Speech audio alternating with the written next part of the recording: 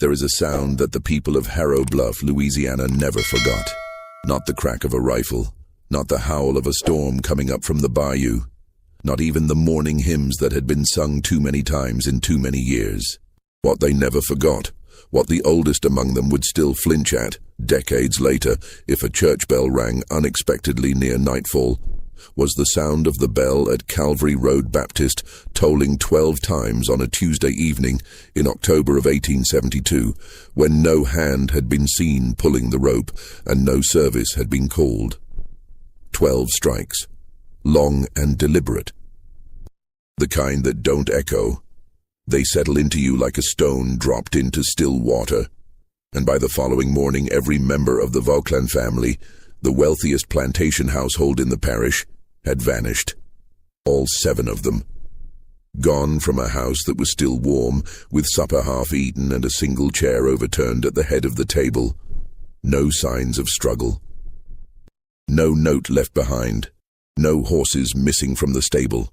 What was left behind was far stranger than what was taken, and what the county records show, the ones that weren't sealed by order of the parish judge, will make you wonder whether anyone in Harrow Bluff truly wanted the Vauclin to be found at all. Before we continue with the story of the Vauclin family and the bell that rang without reason, if you're new here, subscribe and hit the notification bell. Not 12 times, just once is enough. And tell us in the comments, where are you watching from? What state? What city? We want to know who's listening tonight. 7 years after the end of the Civil War, the South was not a place at peace with itself.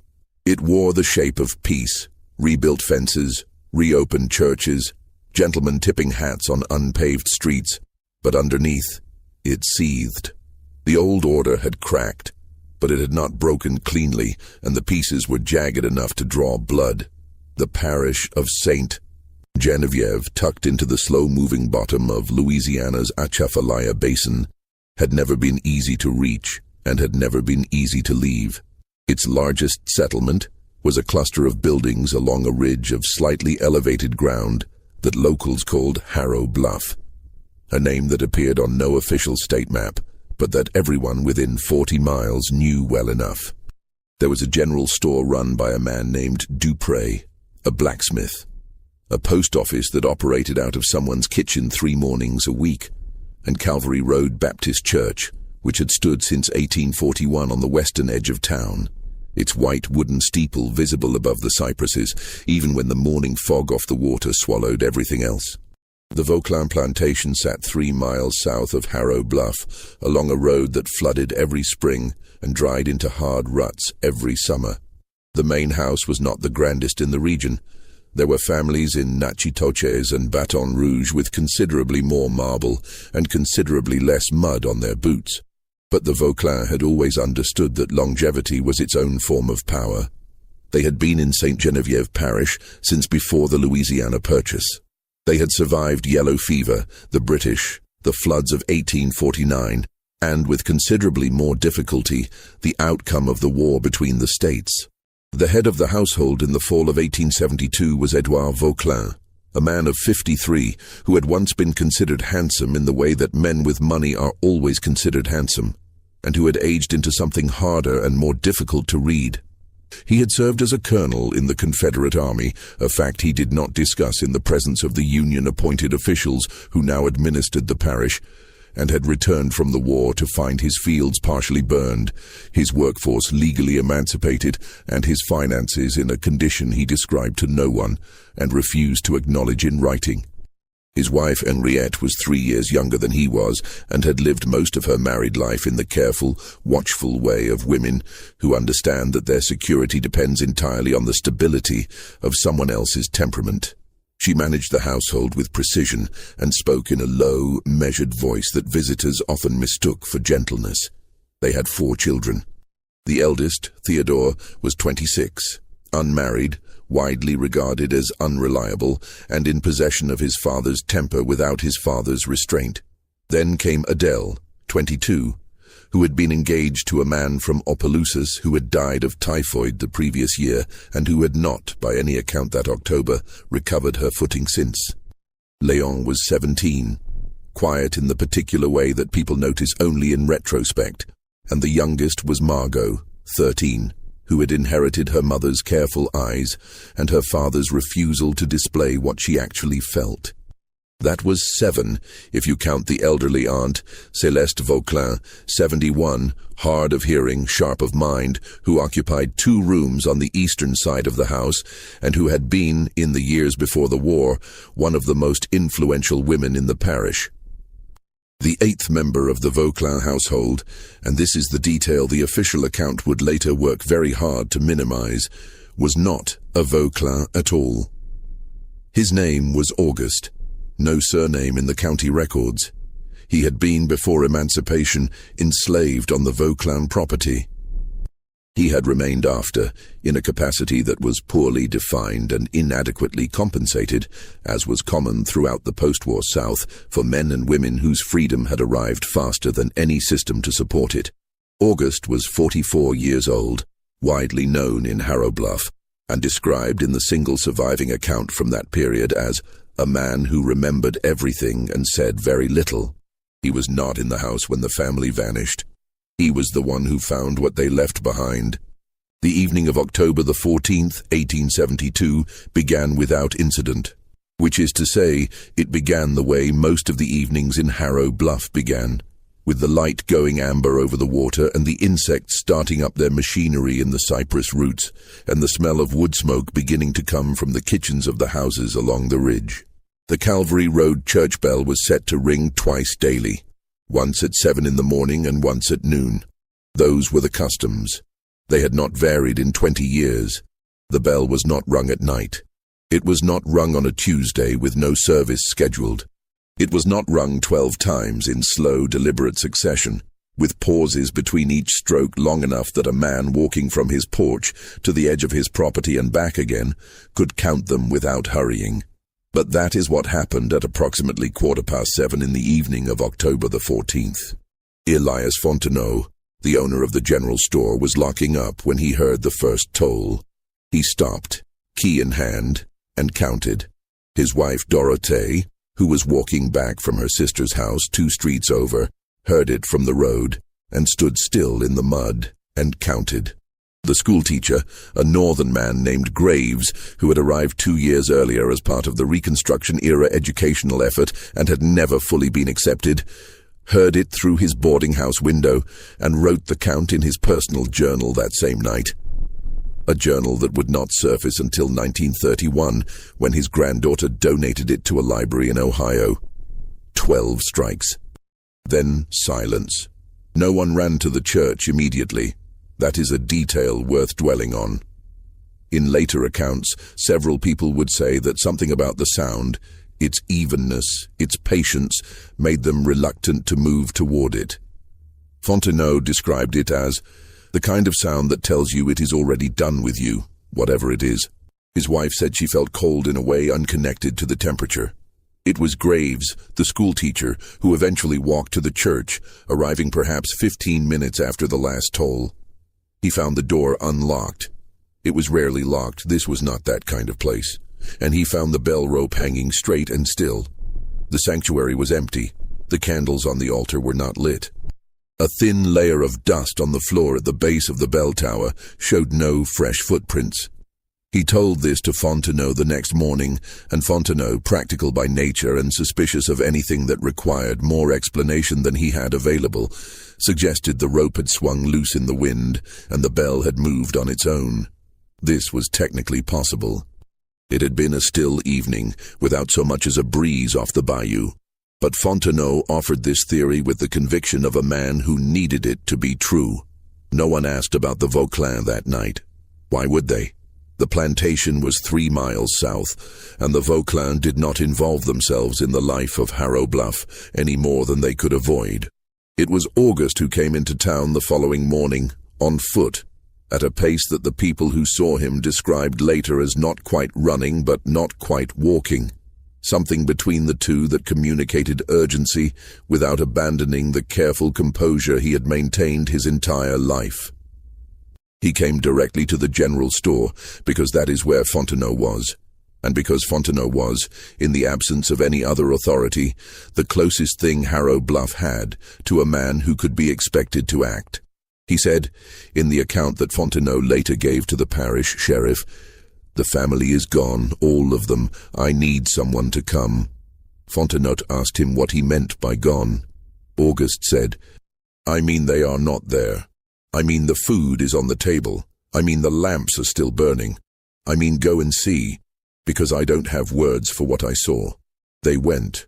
Fontenot, Graves the school teacher, and a man named Thibodeau, who had been in the store at the time, and who would spend the rest of his long life wishing he had simply walked the other direction that morning. The Vauclin house on first inspection looked entirely normal from the outside. The shutters were open, as they would be on a warm October evening. The horses were in the stable, all 4 of them, which was the detail that first struck Fontenot as genuinely wrong, because even in the most abrupt of departures, horses go with their owners. The chickens were roosting in the yard. A dog, a large brown hound that belonged to Theodore, was sitting on the front porch with its chin on its paws, watching the 3 men walk up the road, and it did not bark. It moved aside when they climbed the steps. It did not come inside. The front door was standing open. The interior of the house in that first October morning light was one of those images that, once described to you, becomes difficult to dislodge. The central dining room showed evidence of a meal in progress. 7 place settings, with varying degrees of food remaining. A serving dish of sweet potatoes sat in the middle of the table, still covered. The bread basket had been partially emptied. 3 of the 7 glasses held wine. 1 chair, the one at the head of the table, which belonged to Edouard, had been overturned, but not violently. It had fallen backward, as a chair does when someone stands quickly and unexpectedly, without the force of anger. The candles had burned down to stubs in their holders, which told Graves, who noted this in his journal, that they had been left burning for the better part of the night. There was no evidence of fire beyond this, no scorching, no ash except what had dripped from the candles themselves. In the kitchen, the stove was still warm. In the upstairs bedrooms, 2 of the beds had been turned down for the night but not slept in. Margot's room had a hairbrush set out on the dresser. Adele's had an open letter on the writing desk, blank, as if she had sat down to write and been interrupted before she could begin. Celeste's 2 rooms on the east side were as orderly as rooms that belonged to a 71-year-old woman of discipline. Her Bible was open on the table beside her chair, and her reading glasses were folded on top of it, as if she had set them down to rest her eyes and intended to return. There was no note. There was no indication of where 7 people had gone, on foot or otherwise, in an evening that 12 witnesses would later confirm had been entirely silent after the tolling of the church bell, with no sound of carriages or horses or voices carrying across the flat water-saturated land in any direction. There was one other thing, and it is the detail that was left out of every official report filed in the subsequent investigation. In the narrow hallway that connected the main house to the back entrance, the servants' passage, as it would have been called in the years before emancipation, scratched into the plaster of the wall at approximately shoulder height, in characters that took Graves 3 full minutes to identify as an approximation of letters, were 7 marks. Not ornate, not ritual-looking in Graves's assessment, just marks. The kind a man makes when he wants to record something without being certain who will be able to read it. When Graves described this to the parish sheriff who arrived 2 days later, the sheriff said he had not noticed any marks in the hallway. When pressed, he said the plaster in that section had been damp and unstable and had likely shed whatever had been scratched into it. There is no photograph, there is no physical record. There is only Graves's journal entry, written that night, in which he drew what he remembered. 7 marks that he would spend the next 40 years trying to identify, and never quite succeed. He had one theory, which he did not record until 1889, 17 years after the event, in an addendum squeezed into the margins of the original entry. He thought, though he could not be certain, that the marks resembled numbers, that they were perhaps a count, and that the number they counted was 12, What followed the disappearance of the Vauclin family was not, by the standards of 1872 Louisiana, an investigation. It was the performance of an investigation, the going through of motions by men who were either genuinely baffled or genuinely relieved, and it was not always possible to tell which. The parish sheriff, a man named Arsenault, who had held the position since before the war, and who had survived the transfer of power during Reconstruction by the simple expedient of making himself useful to whoever currently held authority, arrived at the Vauclin house 2 days after August's report. He was accompanied by 2 deputies and by the parish judge, a northerner appointed under the Reconstruction administration, whose name was Harlan Prewitt, a man who, in the 3 years since his appointment, had developed the particular wariness of someone who has realized that the institution he represents is held in contempt by the majority of people around him, and who has decided to work in those constraints rather than against them. Arsenault found nothing that Fontenot, Graves, and Thibodeau had not already found. He interviewed Auguste, who told him in careful, measured terms what he had seen and when he had seen it. He interviewed Fontenot and Graves. He sent deputies to ask questions of the neighboring plantations, the Devereux property 1.5 miles to the north, the Brossard farm to the east, and received from both directions the same answer. Nothing unusual had been seen or heard on the evening of the 14th. What the investigation did not examine, at least not formally, was the Vauclin family's circumstances in the months preceding the disappearance. This was, depending on how charitable you wished to be about Arsenault's competence, either an extraordinary oversight or a very deliberate omission. Because the Vauclin family's circumstances in the fall of 1872 were not simple. The plantation had been operating at a loss since the end of the war. This was not unusual. The entire agricultural economy of the region had been restructured in ways that the old planter class had never adequately adapted to. But the Vauclin's losses had a particular character. They had continued in the years following emancipation to operate their labor arrangements in ways that the Freedmen's Bureau had formally objected to on 3 separate occasions. The contracts offered to formerly enslaved workers were structured to keep those workers in a condition of perpetual debt.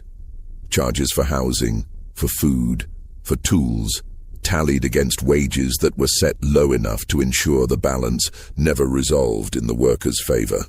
This was not uncommon in Louisiana in 1867 and 1868. By 1872, it had become, if not illegal in practice, then at least visible enough to attract unwanted attention. A man from the Bureau named Whitfield, one of the few names that appears in multiple independent records from this period, had visited the Vauclin property in March of 1872. His report, which survives in fragmentary form in a federal archive in Washington, described what he called conditions of informal bondage maintained through economic coercion and recommended formal action. The recommended action had not been taken. The reason it had not been taken is unclear, though it is notable that Whitfield was transferred to a different assignment in Arkansas 6 weeks after filing his report. There were also financial obligations. The Vauclin property was mortgaged, heavily, to a bank in New Orleans that had extended considerable credit during the war years and was now, in the complicated financial landscape of Reconstruction, in the process of calling in its debts. The principal creditor was a man named Delacroix, who had, according to 2 letters that survive in private correspondence, sent a representative to Harrow Bluff in September of 1872, 3 weeks before the disappearance, to discuss terms. Whether that meeting took place and what was said in it was never established. And then there was the matter of what Auguste knew. He was not formally interviewed as a witness. He was interviewed as what the period would have designated him, a laborer on the property with relevant information. The distinction mattered enormously in 1872 Louisiana, because it affected what weight his account was given, what questions he was asked, and, crucially, what questions he was not asked.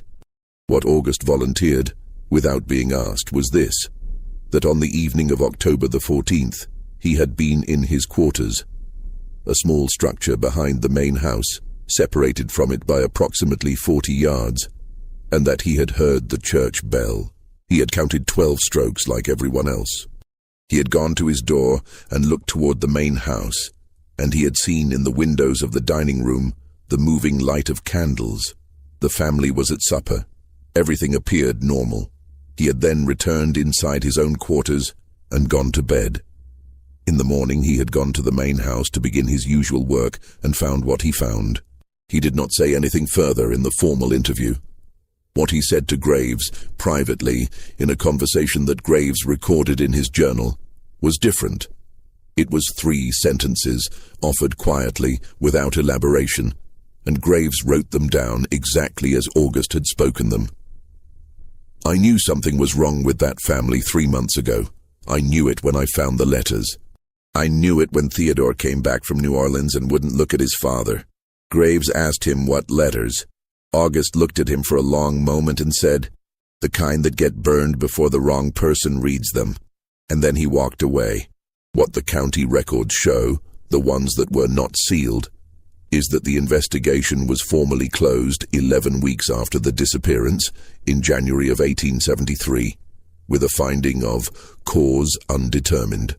The Vauclin property was placed in receivership by the New Orleans creditors within 4 months. The house stood empty for 6 years before being purchased by a family from Shreveport who moved in, found the arrangement unsatisfactory for reasons they declined to specify, and sold it again within a year. But the investigation was not the only mechanism by which people in Harrow Bluff tried to understand what had happened. There is a particular quality to the silence that a community maintains around events it cannot explain and does not want to examine too closely. It is not the silence of ignorance. It is a busy, industrious silence, the kind that generates rumors, half-statements, glances exchanged across a room when a certain name is mentioned, stories told in fragments that, taken together, assemble into something larger than any single piece suggests. And what those fragments assembled into over the months and years following October 1872 was this: the Vauclin family had not been universally mourned. This is a statement that requires some elaboration, because "not mourned" covers a wide range of positions. There were people in Harrow Bluff who had been employed by, indebted to, or socially dependent on the Vauclin, and who experienced their disappearance as a practical disruption of real consequence. Fontenot fell into this category. The Vauclin had been among his best customers, and their accounts, though never settled, had provided the fiction of forthcoming income that kept his store solvent. But there were other people.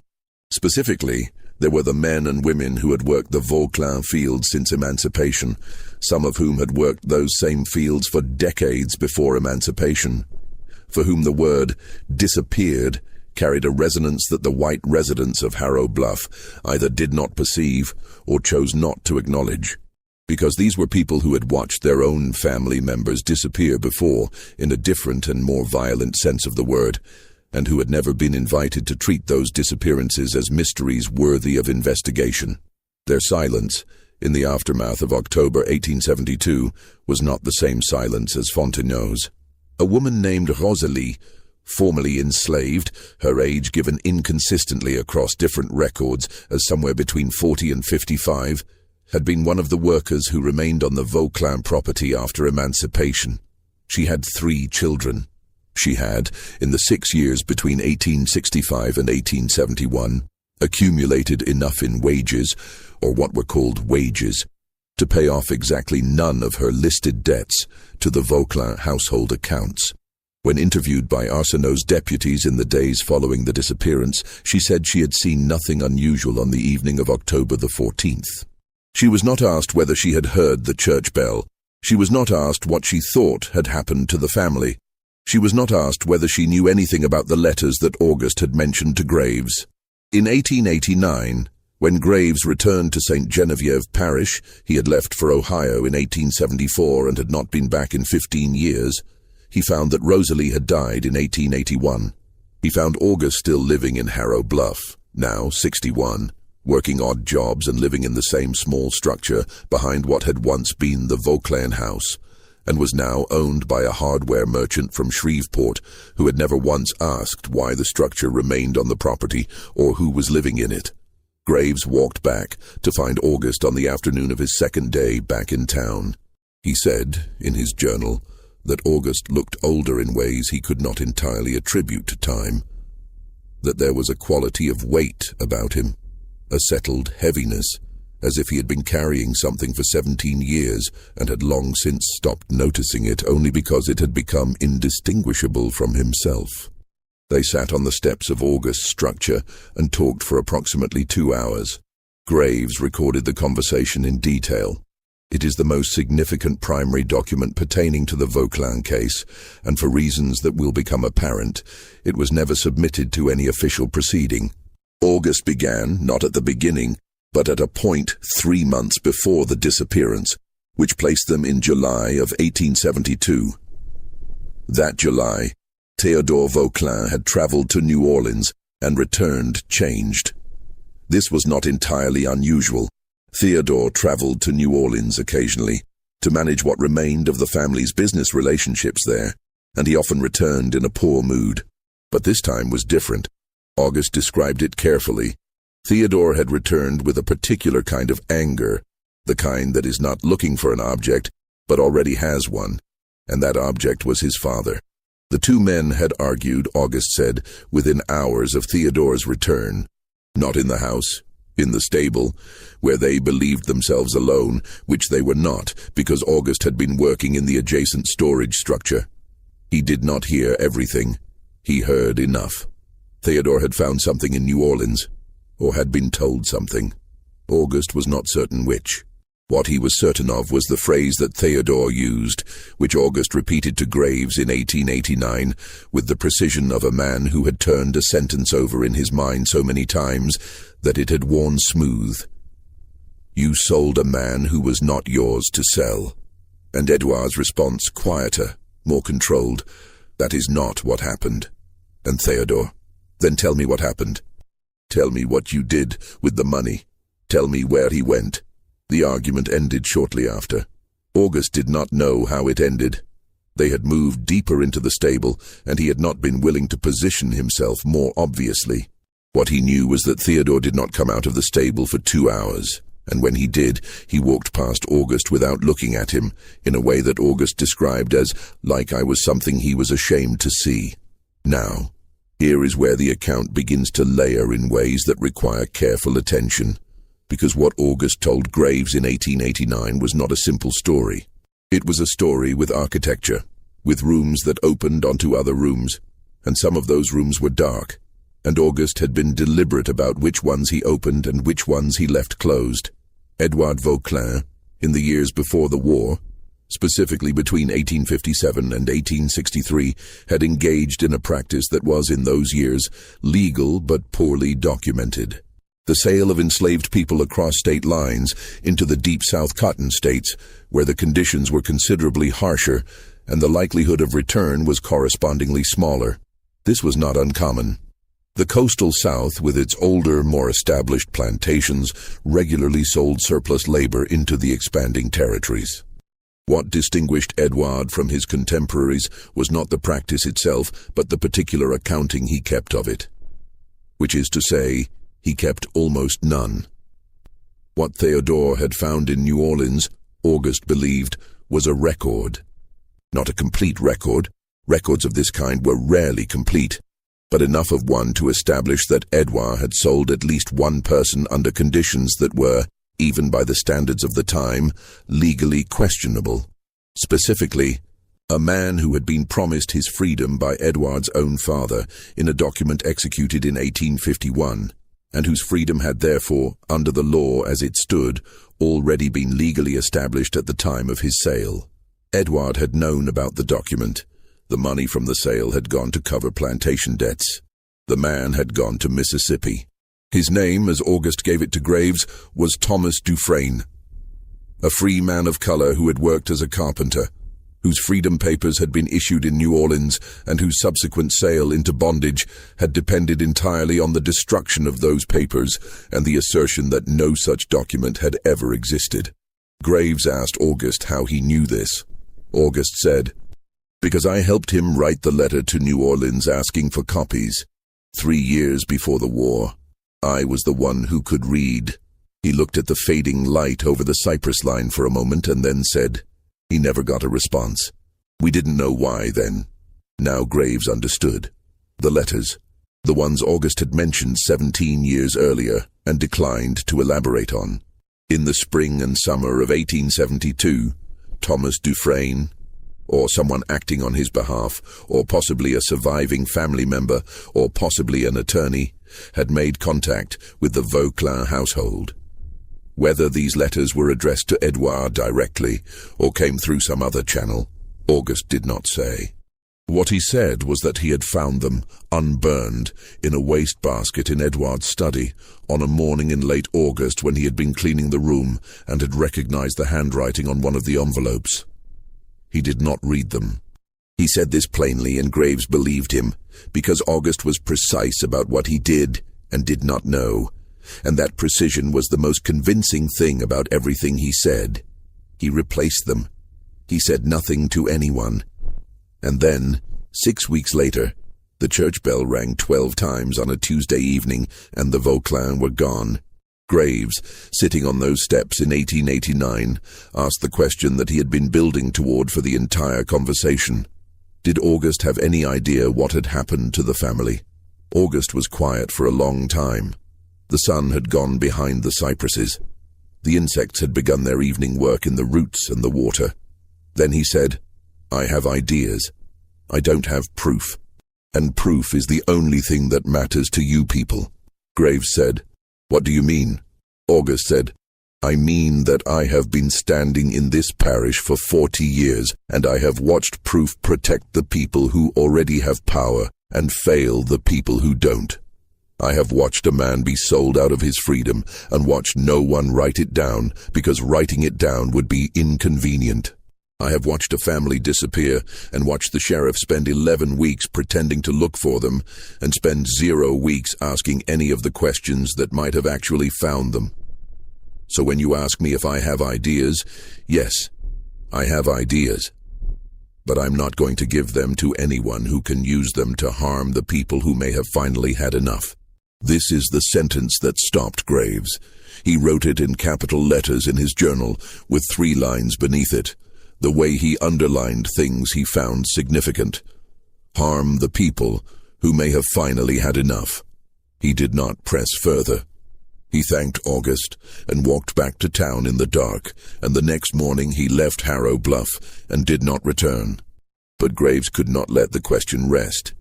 This is the thing about people who write things down.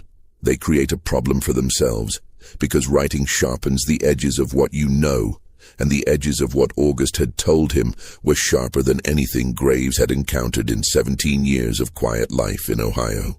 He spent the next 4 years, from 1889 to 1893, engaged in what he called, in his letters to a former colleague in New York, a historical inquiry of personal concern. He wrote letters. He made 2 trips to New Orleans, where he spent time in the archives of the Freedmen's Bureau, in the records of a parish courthouse, and in the offices of 2 attorneys who had dealt with freedom cases in the 1850s and 1860s. What he found was this: Thomas Dufresne had existed. His freedom papers existed, or rather, the record of their having existed, in the form of a registry entry in New Orleans that recorded the issuance of the document in 1851, under the authority of a notary named Baudouin. The document itself was not in the registry. The entry was there. The paper was gone. Thomas Dufresne had been sold in December of 1858 to a plantation in Sunflower County, Mississippi. The sale record listed him as an enslaved man with no legal status. There was no notation of any conflicting documentation. The price paid was $420. After 1858, Thomas Dufresne's name did not appear in any record Graves could find until 1867, when a man of that name, age listed as approximately 45, occupation carpenter, was registered with the Freedmen's Bureau in Natchez, Mississippi. This man had been emancipated by the 13th Amendment in 1865. He had spent 2 years working in Natchez. In 1869, he had traveled to New Orleans. The Freedmen's Bureau records showed no further entries after 1869. In a New Orleans city directory for 1871, a Thomas Dufresne carpenter was listed at an address in the Treme neighborhood. In the 1872 directory, the listing was gone. Graves could not find what had happened to Thomas Dufresne after 1872. He could not find a death certificate. He could not find a forwarding address. He could not find any record of his leaving New Orleans. He could find, in the records of a New Orleans law office, a record of a consultation in March of 1872 between a T. Dufresne and an attorney named Bienville, concerning a civil matter described only as recovery of status and damages. The case had not proceeded to filing. Graves stared at that entry for a long time. Recovery of status, damages, March 1872, and then, 6 months later, in October, the church bell rings 12 times, and the Vauclin family is gone from their house. Something had happened in that interval. Something had moved. But here is what Graves could not determine, and what remains, to the extent that anyone has pursued this question, which is almost no extent at all. The central unresolved matter of the entire affair. Who rang the bell? Not in the sense of the physical action, though that was never explained either, but in the sense of intent. The bell had been rung. Someone had wanted it rung, and the ringing had been heard by everyone in Harrow Bluff, had fixed the time, had created a collective witness to the hour at which the evening had broken from its ordinary course. If the tolling was meant to signal something, a departure, a summoning, a deadline, then someone had known what was going to happen that evening, and if someone had known, then the disappearance of the Vauclin family was not an event that had simply occurred. It was an event that had been arranged. Graves wrote this in his journal on the night of November 14th, 1893, exactly 21 years after the bell had rung. He underlined it once. He did not sleep well that night. Just when we thought the mystery of Harrow Bluff might have a simple answer, just when it seemed we were close to the edge of what could be known, the truth turned out to have more layers. If this story is giving you chills, share it with someone who loves dark mysteries. Hit that like button and subscribe so you never miss what comes next. Because what Graves found in the following months changed everything he thought he understood about that Tuesday in October. There is a tendency, in stories like this one, to arrive eventually at a single explanation, a clean, manageable truth that accounts for all the details and allows the listener to close the book. This story does not offer that. What it offers instead is something that, depending on your disposition, you may find more disturbing or less. A convergence of pressures, a set of circumstances so precisely aligned that what happened in Harrow Bluff on October the 14th, 1872, seems, in retrospect, almost inevitable. Let us assemble what we know. Edouard Vauclin had, in 1858, sold a man named Thomas Dufresne, under circumstances that were, at minimum, legally questionable, and, at maximum, an act of deliberate fraud against a free person. He had done this to cover a debt. The transaction had been possible because the paper documentation of Dufresne's freedom had been removed from the chain of records. Whether by Edouard directly or by an intermediary, Graves was never able to establish. In the spring of 1872, Thomas Dufresne, having survived 8 years of bondage in Mississippi, having been emancipated in 1865, having worked his way back to New Orleans, had taken the first formal steps toward seeking legal redress. He had consulted an attorney. He had apparently made contact with someone at the Vauclin plantation in some form that produced letters that Edouard felt the need to destroy. Theodore Vauclin had traveled to New Orleans in July of 1872 and had learned something there, possibly from Dufresne's attorney, possibly from Dufresne himself, possibly from the legal filing that had been contemplated that had caused him to confront his father. The confrontation had produced an argument in which Theodore had used the phrase, "You sold a man who was not yours to sell." The Freedmen's Bureau's representative had filed a report on the Vauclin property in March of 1872, recommending formal action. He had been transferred to Arkansas 6 weeks later without that action being taken. The New Orleans creditor had sent a representative to discuss the plantation's mortgage in September of 1872.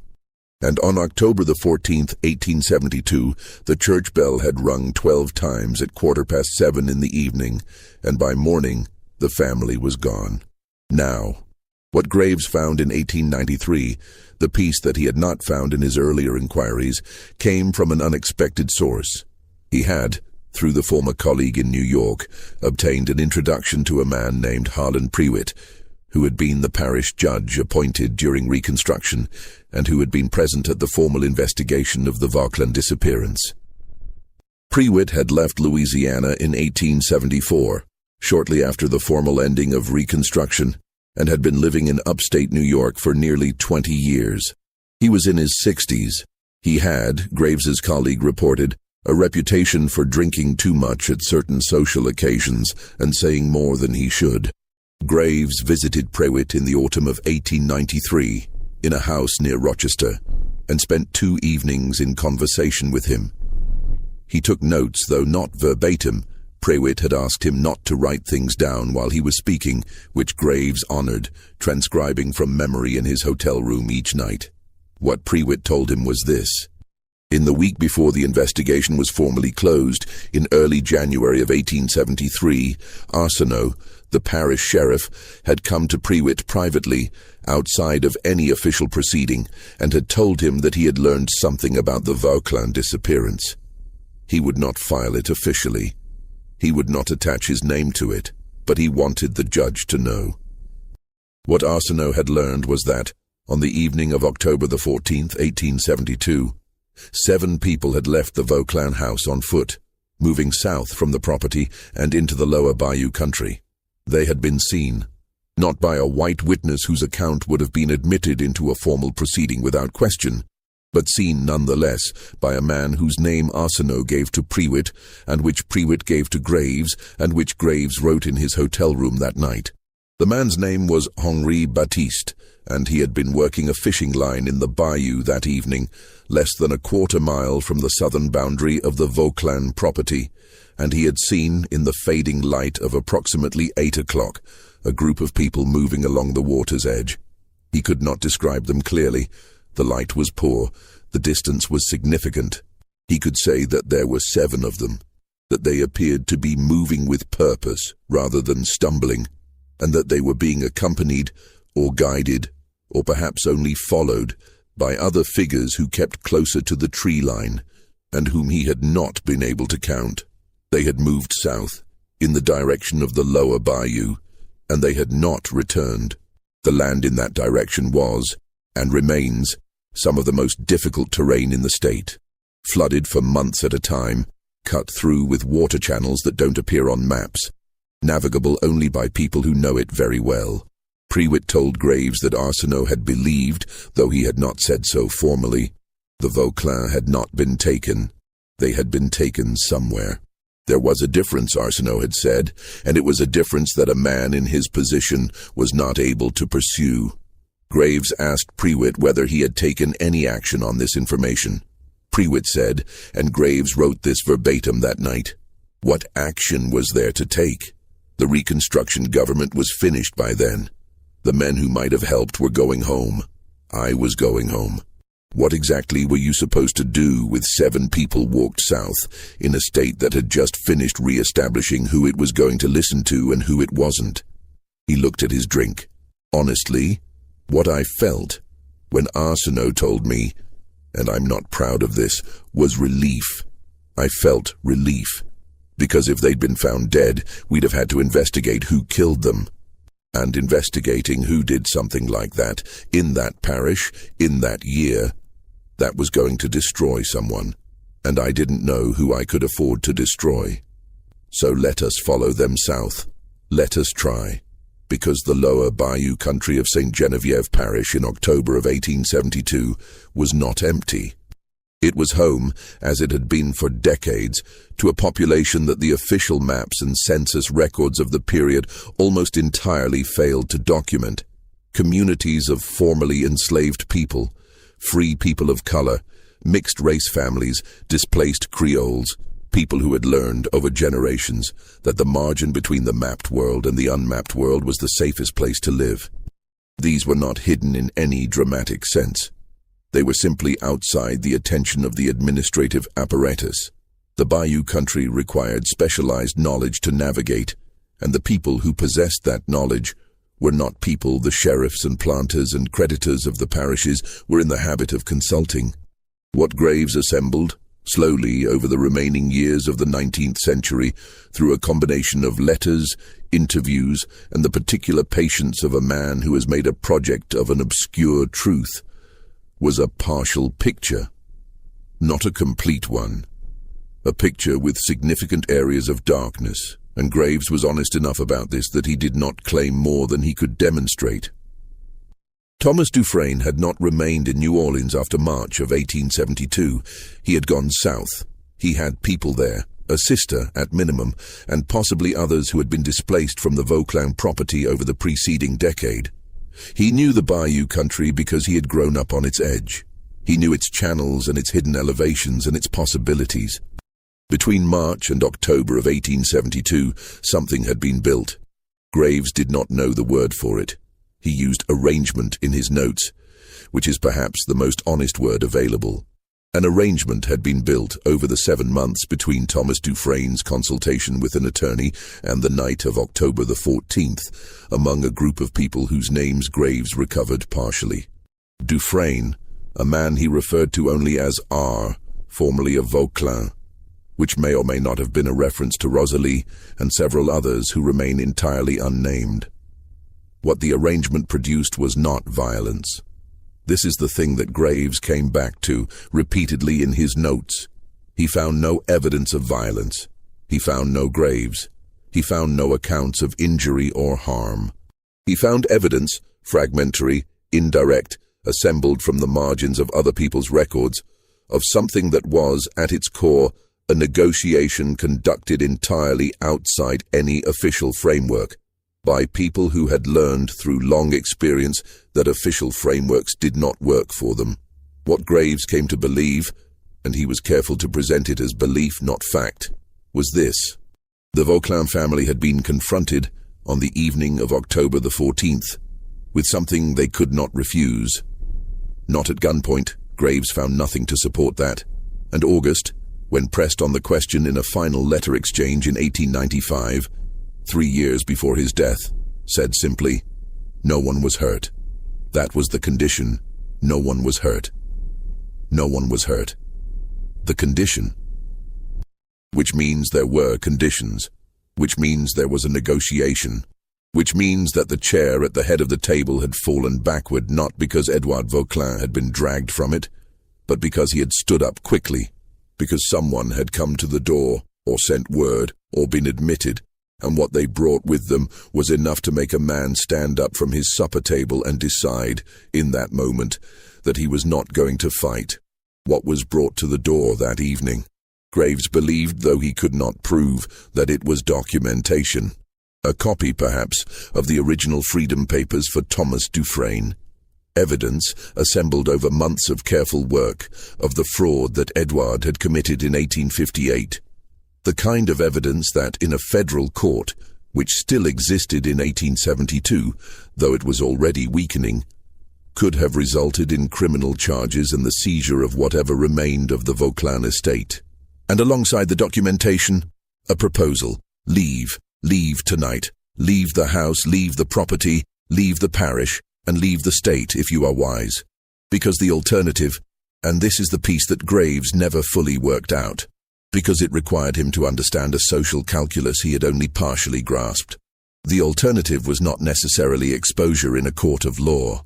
The alternative was something more local, more immediate, and more difficult to describe to people who had not lived in that place and that time. The Vauclin left.